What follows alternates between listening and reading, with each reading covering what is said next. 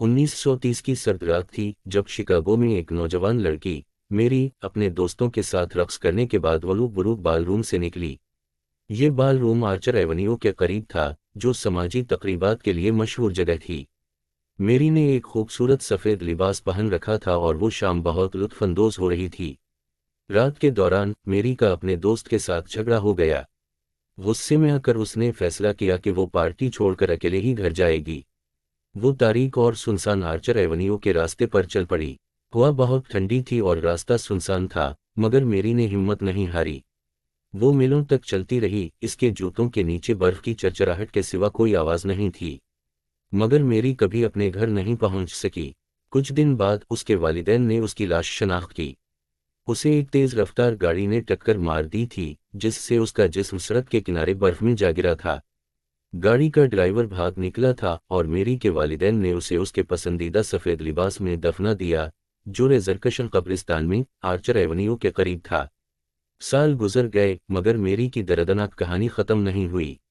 मुख्तलिफ रिपोर्ट्स में बताया जाने लगा कि रात के वक्त आर्चर एवेन्यू पर सफ़ेद लिबास में एक नौजवान लड़की को हिचहाइक करते देखा गया है। ड्राइवर्स उस लड़की को सवारी की पेशकश करते और वो चुपचाप गाड़ी में बैठ जाती। उसकी खूबसूरती ड्राइवर्स को मुतासिर करती, लेकिन उसकी सर्द खामोशी हमेशा परेशान कुन होती। एक शख्स ने दावा किया कि उसने 1970 की दुहाई में उस लड़की को सवारी दी। उसने कहा कि उसने रेजरकशन कब्रिस्तान जाने को कहा। जब वो कब्रिस्तान पहुंचे तो वो गाड़ी से उतरी, गेट की तरफ चली और फिर अचानक गायब हो गई। एक और कहानी के मुताबिक एक रात एक जोड़ा आर्चर एवेन्यू से गुजर रहा था। इन्होंने देखा कि एक लड़की सफ़ेद लिबास में सड़क पर चल रही है। फिक्रमंद होकर वो उसको सवारी देने के लिए रुके, लेकिन जब वो उसके करीब पहुंचे तो उसने उनकी तरफ देखा।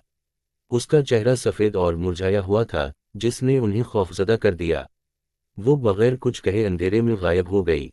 मकामी लोग उसे रेजरकशन मेरी कहने लगे और उसकी हिचहाइकन की कहानियां बढ़ती गईं। कुछ ने यहाँ तक दावा किया कि इन्होंने उसे वलूब बाल रूम में अकेले रक्स करते देखा। उसका चेहरा दरवाजे की तरफ था, जैसे वो किसी का इंतजार कर रही हो जो कभी नहीं आएगा।